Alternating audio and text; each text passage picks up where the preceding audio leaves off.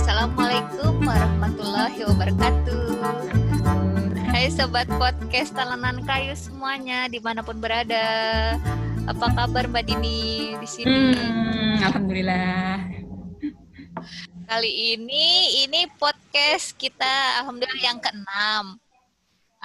Sebelumnya yang kelima itu kita bahas soal manajemen marah part 2. Tentang mood booster dan bagaimana memperbaiki komunikasi setelah marah. Kalau ada teman-teman yang keskip, belum menyimak, silahkan cek di podcast kelima kami. Yang kali ini kita akan ngobrolin hal-hal baik apa aja sih yang bisa kita tiru di tempat kita berdomisili saat ini. Belajarlah dari budaya luar, belajar dari budayanya orang-orang Singapura dan orang-orang Jepang yang bisa kita ambil lah, kita bisa tiru gitu hal-hal yang baik tersebut. Iya, kebiasaan baik masyarakatnya gitu ya. Ya betul. Apa sih yang bikin kan ya salah dua negara maju nih. Apa sih bisa jadi kebiasaan ini tuh yang membentuk negara ini menjadi maju gitulah. Mungkin ya bisa kita tiru. Jadi mau nanya dulu sama orang Singapura yang tinggal lama di Singapura aja sih Mbak Dini. menurut Mbak Dini ya selama hampir 20 tahun kan tahun ini kata Mbak Dini. Hampir yang 20 tahun tinggal di Singapura, hal baik apa sih yang bisa kita tiru gitu? Oke, kita bisa belajar dan iya. Halo teman-teman semua. Oke, yang di Singapura ya, mungkin hari ini saya pengen sharing kira-kira 4 poin ya, 4 poin yang menurut saya cukup menonjol gitu dari kehidupan masyarakat di Singapura gitu. Yang pertama, ini kayaknya yang paling terkenal, orang-orang sini itu tertib. Tertibnya dalam artian tertib, taat peraturan, tertib ngantri ini yang paling sering diceritain kemana-mana gitu ya. Iya betul. Tertib ngantri gitu ya, tertib ngantri. Kalau sudah ngantri, orang-orangnya nggak nyelak gitu, jadi orang lain pun kita bisa mengantri dengan perasaan aman dan tenang gitu ya. Tidak akan diserobot, tenang tidak diserobot. Bahkan kadang misalnya ya ngantri di supermarket pun gitu, terus misalnya ada yang ketinggalan atau misalnya nih kita udah di antrian ya, saya di dalam antrian terus ada yang mau dikembalikan atau gimana, kadang-kadang bisa loh minta tolong ibu-ibu di depan gitu, sorry tolong jagain gitu ya istilahnya ya, jagain tempat kita karena kita mau ngembalin sesuatu, keranjangnya taruh situ aja gitu maksudnya. Oh ya, it's okay kayak gitu. Maksudnya pasti adalah orang-orang yang masih beritikat baik ngebantuin gitu. Gitu. Itu masalah tertib ngantri, tertib menaati peraturan. Terus kalau ngomongin masalah peraturan, memang Singapura itu negara penuh peraturan ya.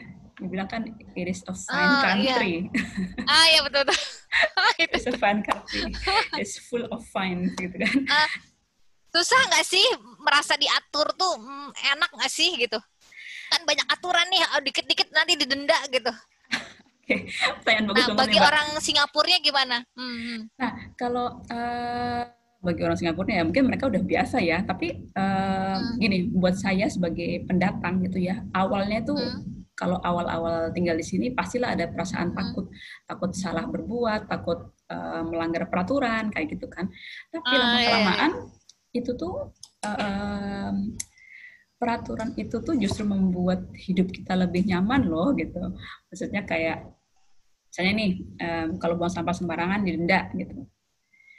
Ya akhirnya negaranya bersih kan gitu. Jadi bersih, gitu. Karena ke kita juga dampaknya ya, dampak baiknya. Betul. Terus misalnya kayak untuk ini ya nyebrang pejalan kaki yang mau nyebrang jalan gitu kan, peraturannya kan harus tunggu lampu yang untuk pejalan kaki yang gambarnya orang itu harus tunggu hijau dulu, nah baru nyebrang gitu.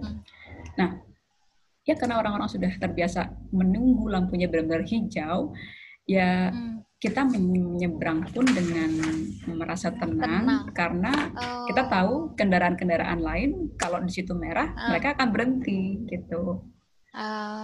Iya betul. Dan tapi tentunya apa ya, safety first ya, maksudnya kita tetap diminta ngecek dulu, lihat kanan kiri dulu, gitu, baru menyeberang. Tapi itu ya perasaan tenang itu loh gitu yang sangat membantu. Yakin orang lain tidak melanggar aturan gitu ya. Karena semua orang tidak melanggar aturan, jadi kita pun tenang. Seperti itu. Kayak gitu. Terus misalnya kayak apa ya, sesederhana ini nih, mau masuk kereta, mau masuk MRT gitu kan, apalagi di jam-jam rush hour nih, pagi atau sore, jam-jam pulang kantor, ya orang-orang sekarang sudah, pada saat orang-orang terbiasa untuk ngantri di depan pintunya, di depan pintu tiap gerbongnya itu, ya apa ya, ya kita bisa apa ya, istilahnya itulah lebih nyaman sih Mbak, maksudnya jadi nggak perlu ikut-ikutan rebutan. Ya kalau misalnya nggak kedapatan ternyata penuh sampai orang depan kita masuk, terus kita masuk udah penuh, ya udah gitu, maksudnya ya udah tunggu yang berikutnya aja gitu. Seperti itu. Kayak gitu. Ya lebih tenang. Penegakan hukum tuh membuat warga lebih tenang gitu, masyarakat lebih tenang. Ya, tenang dan nyaman ya. Akhirnya kan kita juga tidak menzolimi hak orang lain gitu kan ya. Betul. Banget. Itu tadi yang pertama, tertib peraturan. Yang kedua, ini masih berkaitan ya, tentang menjaga kebersihan. Ya, sama sih masalah di sini kan buang sampah tidak boleh sembarangan, kecuali akan kena denda gitu kan. Terus bahkan buang permen karet gitu, sering dengar sih. Iya. Terus ini bahkan banyak tuh tanda ini ya, dilarang meludah, no spitting, itu juga. Di sini juga umum dipasang seperti itu gitu. Sampai sedetil itu mengatur warga ya, kayak gitu kan. Betul. Terus misalnya di sini itu by default semuanya non smoking zone, kecuali area-area tertentu gitu. Jadi bukan. Dan itu dipatuhi ya, jadi bukan berarti kita orang-orang bisa merokok dimanapun, nggak bisa. Jadi justru standarnya tidak boleh merokok kecuali di tempat-tempat yang diperbolehkan merokok. Gitu. Itu kan bikin enak ya, maksudnya kita tahu tiap kali kita mau ke rumah makan nggak ada yang ngerokok, ke mall nggak ada yang ngerokok, ke dokter nggak ada yang ngerokok. Jadi udara pun bersih lah, udara bersih. Ya, ke tempat-tempat umum tuh nggak ada asap rokok lah. Terus memang ini sih Mbak ya, ini di sini juga ditunjang sama apa ya istilahnya, tim kebersihan ya, apa ya, dinas kebersihan. Dinas kebersihan ya. Jadi fasilitas-fasilitas memang secara teratur dibersihkan gitu. Memang benar-benar dijaga betul-betul lah gitu. Udah warganya bersih ya, masih ada petugas pembersih. Jadi tambah bersih aja gitu. Kayak gitu. Jadi kayak playground anak-anak itu bersih, perpustakaan. Makanya satu yang saya suka di sini tuh fasilitas umumnya itu terjaga. Jadi bahkan mencarikan tempat untuk ngajakin anak-anak main tuh nggak susah gitu. Misalnya kita nggak harus, wah kita rekreasi kemana ya, ke pantai mana ya, yang nggak usah. Biasanya ke mall juga. Atau ke tempat yang berbayar, biasanya di Indonesia tuh. Iya, sedangkan di sini mau yang agak ini enak. Jadi kalau di sini tuh menurut saya cukup mudah untuk mencarikan tempat-tempat nongkrong buat anak yang bersih, ruang tapi tetap menyenangkan, ruang publik. Diajak ke library terdekat aja anak-anak udah senang. Terus betul. playground terdekat, taman terdekat juga, maksudnya nggak usah jauh-jauh untuk mencarikan hiburan untuk keluarga gitu. Dan nggak mesti ke mall gitu kan, nggak mesti ke mall. Karena jujur aja di Indonesia tuh saya dulu pernah ya waktu masih di Indonesia, kenapa saya ke mall terus hanya untuk ngajak main anak, karena nggak ada tempat lain yang lebih menyenangkan gitu. Tapi kan nggak baik juga gitu, nggak baik juga ke mall terus. Iya, benar Mbak. Lalu apa ya? Terus. Oke, yang ketiga itu ini nih tentang toleransi antar ras yang berbeda di sini. Nah, Betul, betul. jadi Singapura Menarik itu nih. bisa dibilang tidak ada orang asli sini ya, nggak ada suku asli sini. Masyarakat di sini itu bisa dikategorikan dalam 4 ras besar, yaitu ras Chinese, Melayu, India, dan Eurasian. Itu kalau kita bilangnya orang-orang bule ya, jadi orang-orang barat lah gitu ya. Jadi karena ada 4 ras itu, apa ya, orang-orang terbiasa melihat perbedaan di antara budayanya gitu. Kayak jadi nggak aneh gitu ya, nggak aneh. Nggak aneh, dan maksudnya nggak saling ngomongin apa ya, nggak saling ngomongin gitu. Saya kayak jadi berasumsi negatif gitu, punya persepsi negatif lah atau apa. Iya. Sama kayak, orang yang berbeda sama dirinya gitu ya. Betul. Jadi kayak misalnya ada orang Sikh ya, namanya orang Sikh itu biasanya mereka harus pakai turban di kepala. Bahkan yang perempuan kadang-kadang pun juga pakai turban dan rambutnya dipanjangkan. Nah, itu kan beda ya sama orang-orang lain gitu. Iya.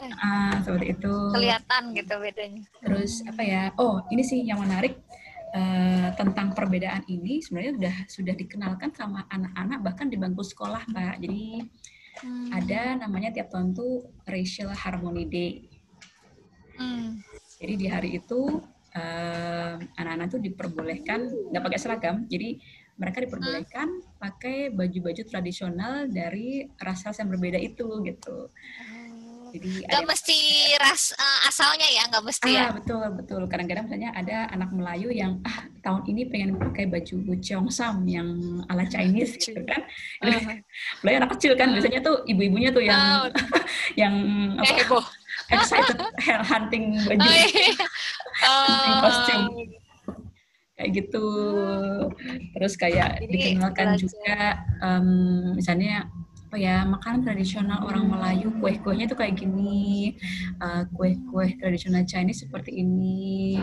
Terus game-game, mainan-mainan tradisional, permainan tradisional juga. Jadi akar asal usulnya mereka jadi tetap kuat karena selalu diingat, dan dengan budaya lain juga tetap menerima gitu ya. Jadi dua hal yang berbeda itu jadi terus dilestarikan lah gitu. Betul. Terus apa lagi ya? Oh, ini sih selain itu misalnya ya di tempat-tempat bukan tempat umum sih, biasanya nih di MRT kan suka ada pengumuman yang agak panjang. Aduh, kan lupa nih cek apa sih pengumumannya. Bukan pengumuman next destination ya, pengumuman apa ya, kayak ini nih kalau ada yang meninggalkan tas terus harap lapor dan sebagainya gitu loh. Suka diumumin ya gitu. Informasi gitu. Iya. Nah, itu tuh biasanya diumumkan dalam 4 bahasa gitu. Jadi bahasa Inggris. Jadi bisa belajar juga ya? Bisa belajar bahasa ras lain ya? Betul. Bahasa Inggris, Chinese, bahasa Tamil, apa lagi? Inggris, Chinese, Tamil, dan bahasa Melayu. Seru ya, seru. Itu. Oke, itu tadi yang nomor 3 ya. Kayak kepanjangan nih ceritanya, ntar nomor 4. Nggak apa-apa. Yang keempat itu seru soalnya. Yang keempat itu ini nih, di sini itu apa ya, yang saya lihat tidak terlalu ada tidak terlalu ada rasa gengsi antar level ekonomi yang berbeda kali ya, maksudnya gini nih. Tidak perbedaan ya, perbedaan status gitu loh. Beberapa contoh aja ya Mbak ya. Misalnya gini, pas zaman dulu saya sekolah dan saat kerja gitu ya, ngantor, kita tuh kalau manggil dosen atau kita manggil atasan kita tuh biasanya kita nggak pakai Mister siapa, Mrs. apa, tapi langsung panggil nama depan gitu Mbak. Jadi hubungannya tuh memang lebih cair. Dan ini gini ya, kalau nama Chinese kan nama yang di depan tuh kan marganya dulu ya. Marga dulu kan, misalnya kayak gini ya, Tan Huitian Kelvin misalnya kayak gitu deh. Biasanya mereka punya nama Inggrisnya ada di belakang gitu ya. Jadi kita nggak manggilnya Mr. Tan, tapi kita manggilnya Kelvin kayak gitu. Pakai Mister nggak? Nggak pakai Mister. Oh, jadi kayak barat ya, Western style gitu lah. Seperti itu. Kecuali biasanya sih 2 level yang paling atas tuh baru dipanggil Mister. Kalau di kantor ya? Kalau di kantor. Atau kadang-kadang kalau pas dulu kuliah tuh biasanya dekan ya. Nah, dekan tuh baru dipanggil Mister gitu. Tapi kalau masih levelnya yang tiap hari kita ketemu kali manager, yang tiap hari ketemu panggilnya santai aja gitu.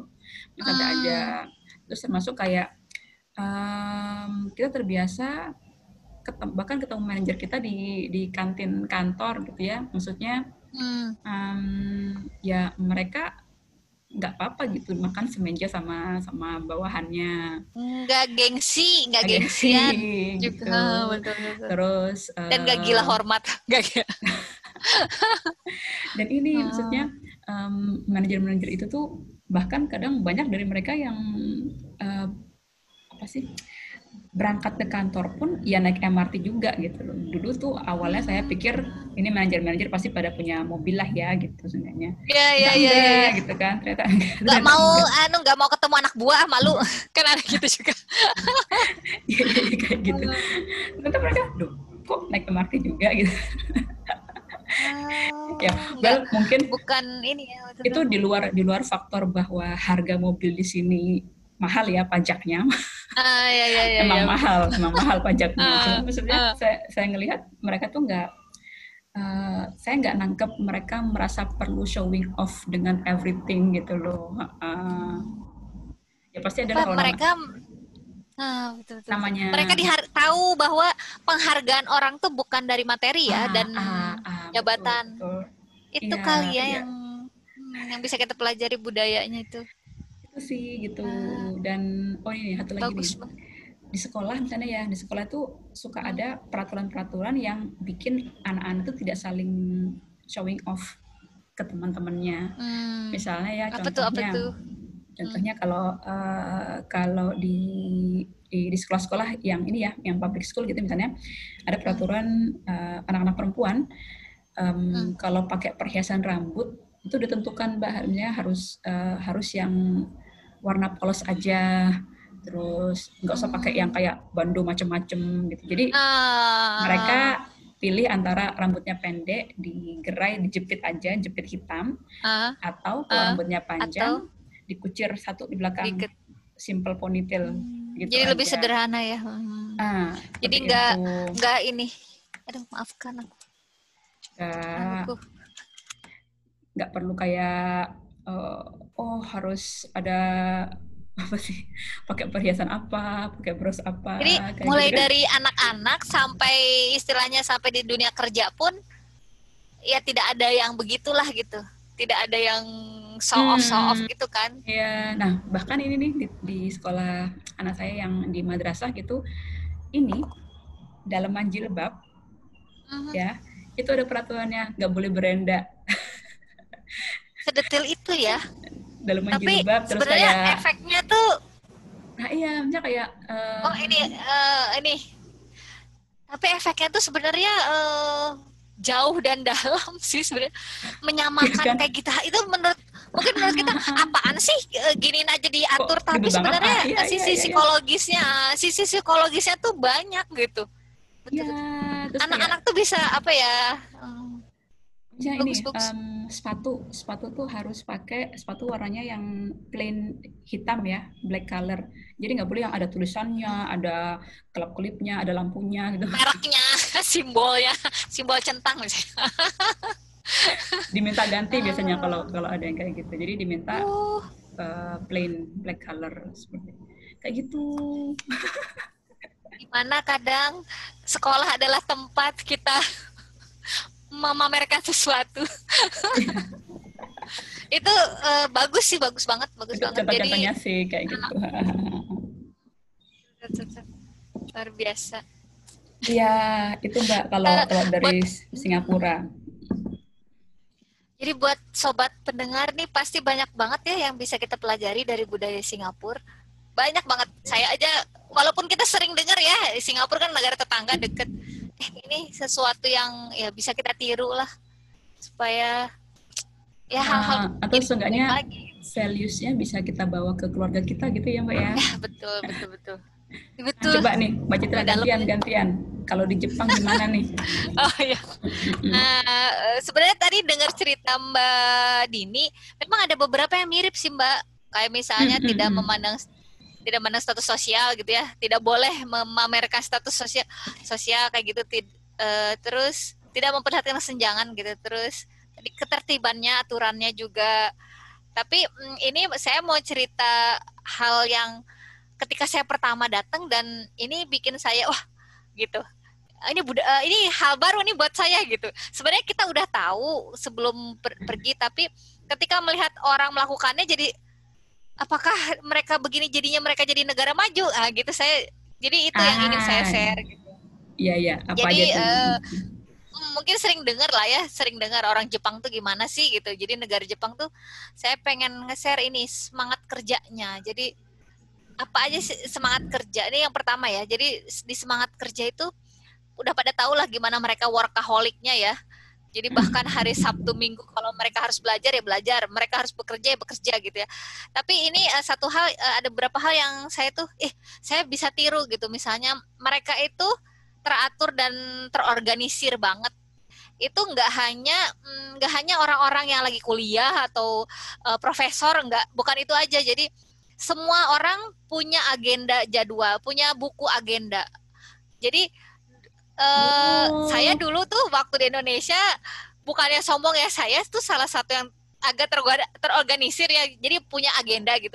Dimana di lingkungan saya tuh saya nggak punya banyak temen yang samaan gitu. Jadi kadang merasa aneh sendiri, apakah saya sendiri atau cuma 1-2 orang temen gitu.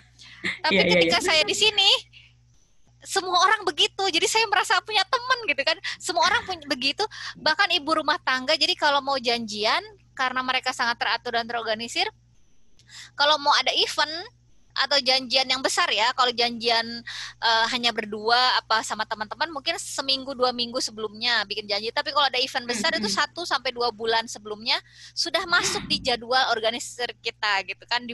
Jadi karena ibu rumah tangga, nenek-nenek, anak muda, bahkan anak yang selengean, mahasiswa yang S1, saya juga kaget ketika misalnya meeting lab terus tuh gitu kata nah, semua orang, saya kira sensei kan udah bawa, kalau sensei tuh udah lah ya setahun itu tuh penuh full jadwalnya ya setahun. Jadi ketika sensei mau ngaturin jadwal, itu dosen ya? Sensei itu supervisor. Profesornya, oke. Jadi kalau di Jepang itu yang bisa disebut sensei itu adalah guru ya. Guru, pokoknya guru apa aja, guru les juga sensei. Guru anak SD sensei, dokter, pokoknya di medis itu sensei. Sama supervisor sensei.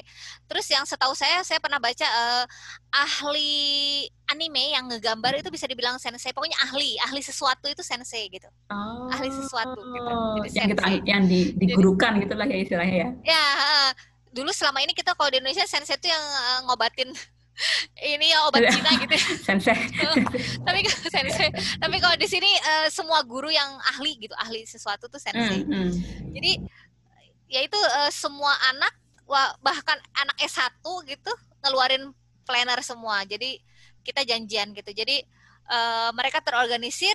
Jadi kalau ada janjian tuh ya itulah udah masuk di list, itulah masuk di organisir mereka. Bahkan yang berapa bulan ke depan mereka udah persiapan gitu. Jadi karena mereka teratur dan terorganisir, jadi melakukan sesuatu tuh penuh persiapan. Jadi ketika eksekusi itu kemungkinan sukses dan lancar itu besar gitu. Jadi itu sih semangat kerja yang bisa kita tiru gitu. Terus mengatur waktu karena mereka terorganisir ya. Jadi mengatur waktu tuh ahli lah gitu. Terampil mereka mengatur waktu. Makanya ibu-ibu di sini tuh luar biasa, ibu yang punya anak tuh, karena mereka bisa ngatur waktu. Mungkin di Singapura juga sama lah ya. apa lebih cekatan gitu. Banyak sih teman-teman saya tuh selalu teman-teman yang di ranah domestik selalu memuji ibu-ibu Jepang gitu karena aduh saya rasanya kalau seperti mereka nggak sanggup kayak gitu. Bagaimana mereka mengatur waktu gitu. Terus bagaimana mereka karena mengatur waktu itulah mereka kalau janjian datangnya selalu on time. Jadi tepat Sering denger waktu. nih. Jadi apa? Jadi Malah sebelum apa? jamnya ya On Mbak time ya? itu tuh sebelum jamnya. Jadi kalau on time tuh kita OTW ya gitu ya. OTW kita masih mandi atau sikat gigi ya gitu. Kalau mereka ya 5 menit sebelum acara tuh udah hadir lah gitu. 5-10 menit sebelum acara atau sebelum janjian paling nggak udah hadir. Jadi nggak mendadak Keren. atau bahkan telat. Aduh, kalau telat itu mereka menganggap tidak menghargai, semua orang juga tahu ya, berarti tidak menghargai orang yang mengundang. Jadi dan itu tuh kalau orang tidak bisa dipercaya sama waktu, mereka tuh agak sulit mempercayai orang itu untuk hal lain gitu. Jadi ketika kita bisa on time dan memegang janji, mereka akan lebih percaya sama kita gitu. Ya sebenarnya semua negara juga begitu ya, tapi saya belajarnya di sini gitu. Baru belajarnya di sini ketika bagaimana membuat Wah, mereka menarik, percaya sama menarik. kita kan. Terus tuh ini semangat kerja aja banyak ya, sama teamworknya. Jadi mereka lebih di suatu pencapaian atau kesuksesan itu mereka menghargai bagaimana kita bisa bekerja sama sama orang lain karena satu kesuksesan itu tidak diri sendiri. Jadi yang soal show off tadi tidak ada prestasi individu. Kecuali untuk hal-hal yang ini ya, tapi kalau ada pekerjaan itu mereka lebih menghargai pekerjaan individu. Jadi kalau ada apa-apa jangan pekerjaan kelompok. Jadi gitu. Kalau kerja kelompok ya. Jadi mengutamakan kerja kelompok gitu. Jadi kalau ada apa-apa tuh harus sharing ilmu atau harus saling membantu dalam kelompok kayak gitu. Terus kalau ada yang nggak bisa dalam satu kelas misalnya ya sekolah ada yang nggak bisa jawab dibantu, semuanya pada bantu atau pada menyemangati yang gitu-gitu. Jadi dari kecil diajarkan bagaimana kita harus teamwork gitu. Harus jadi bekerja sama tuh gimana? Bukan malah saling berkompetisi ya Mbak ya?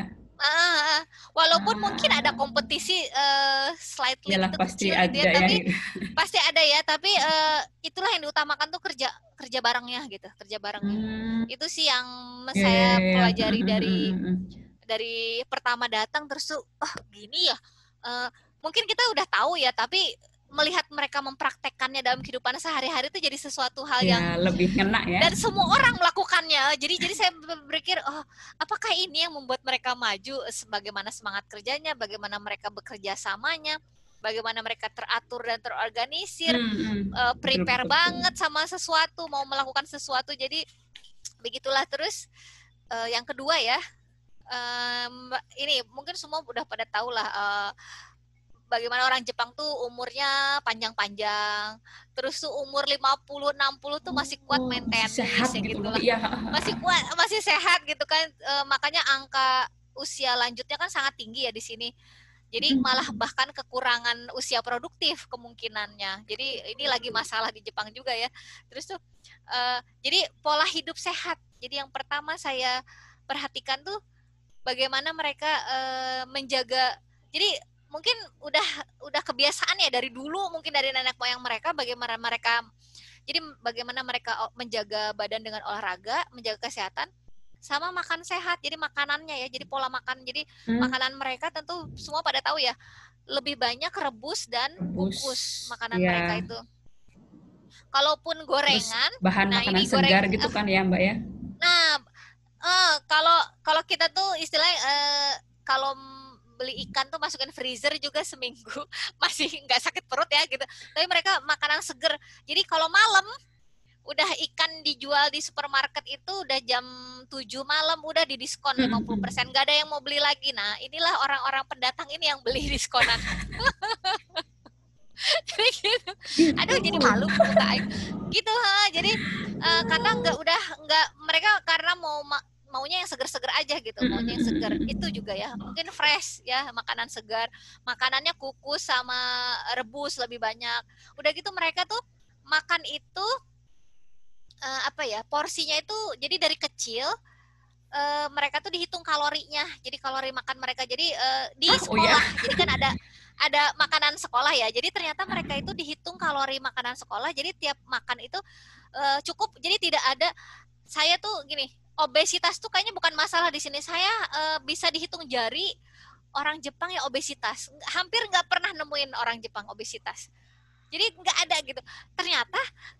Ternyata kata teman, cerita teman itu karena pola makan mereka sudah diajarkan dari kecil.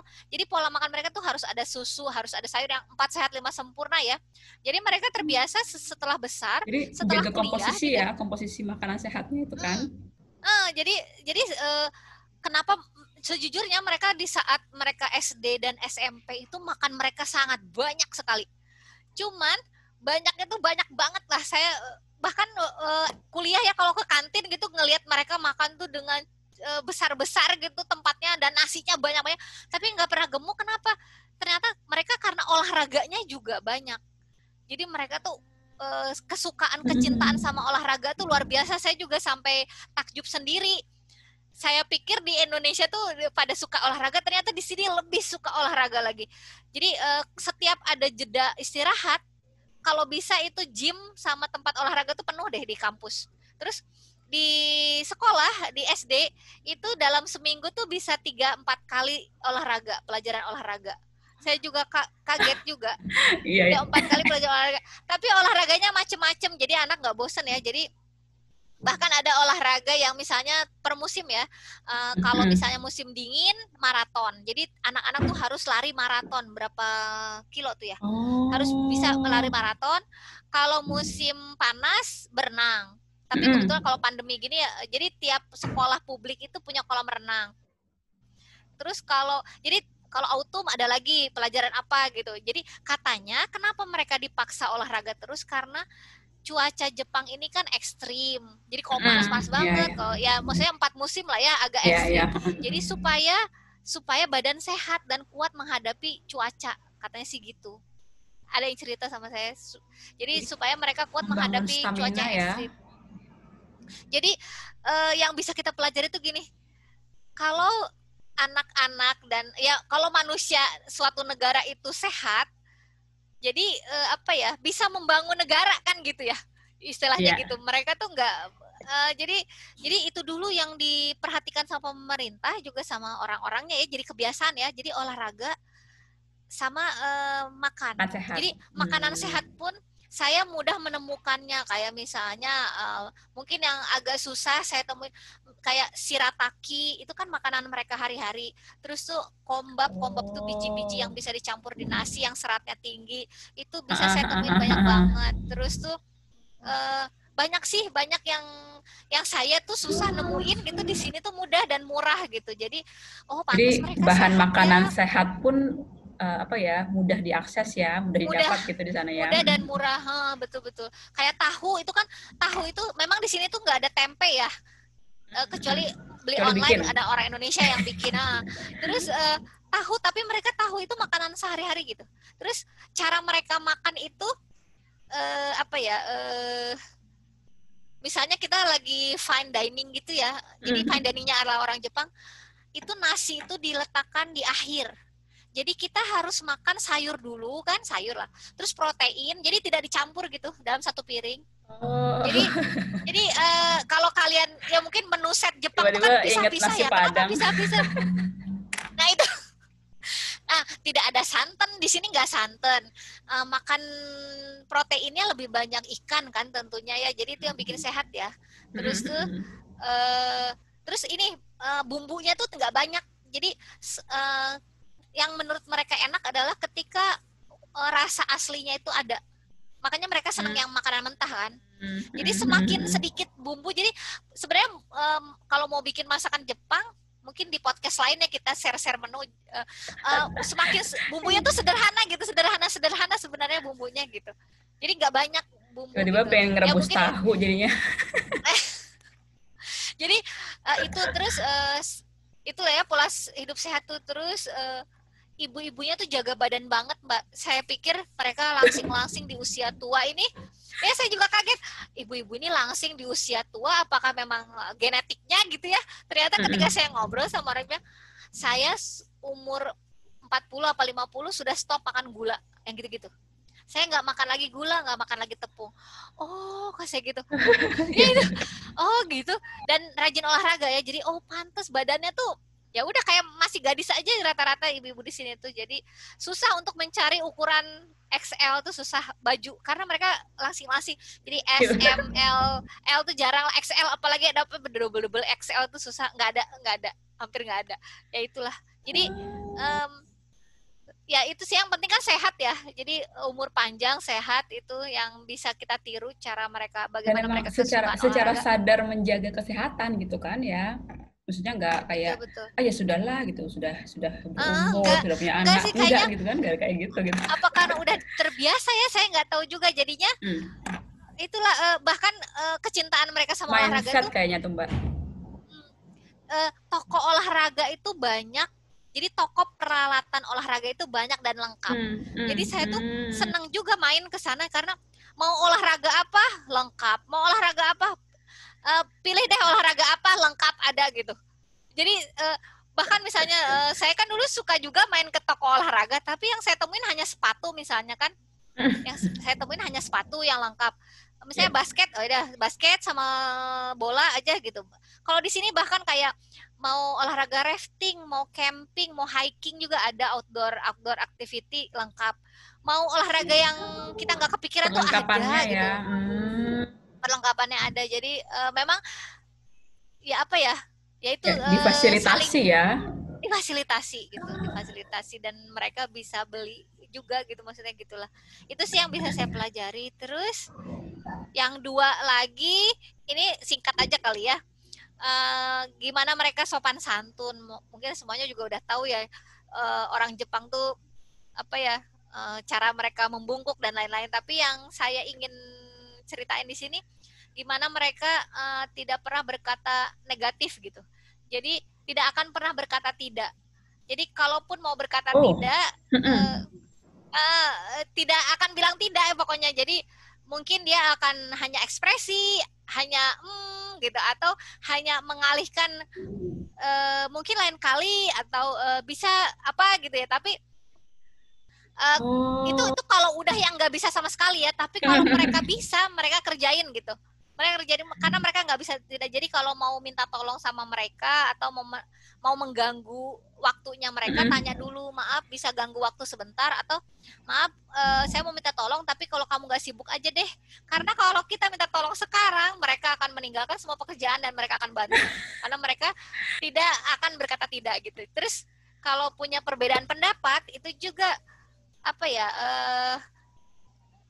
mereka tuh akan berusaha tidak menyakiti perasaan kita lah gitu.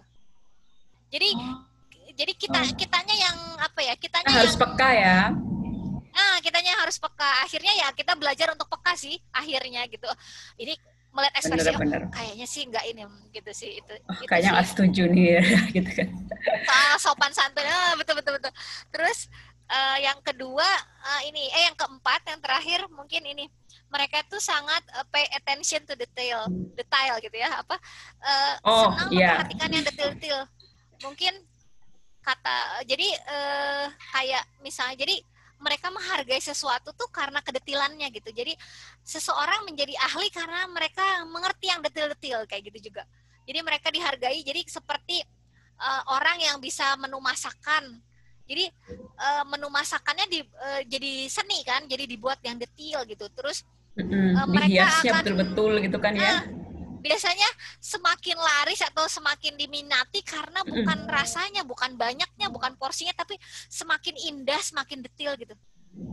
Jadi mereka senang keindahannya itu juga yang detail-detail gitu kan ya. Jadi terus kemasan makanan. Jadi mereka ini salah satu ini sih informasi katanya gini, gimana sih ngimpor makanan ke Jepang? Sebenarnya ngimpor makanan ke Jepang mudah karena beberapa makanan tuh mereka nggak tersedia di sini. Tapi kesulitannya perusahaan Indonesia masuk ke Jepang tuh karena kemasannya susah dibuka.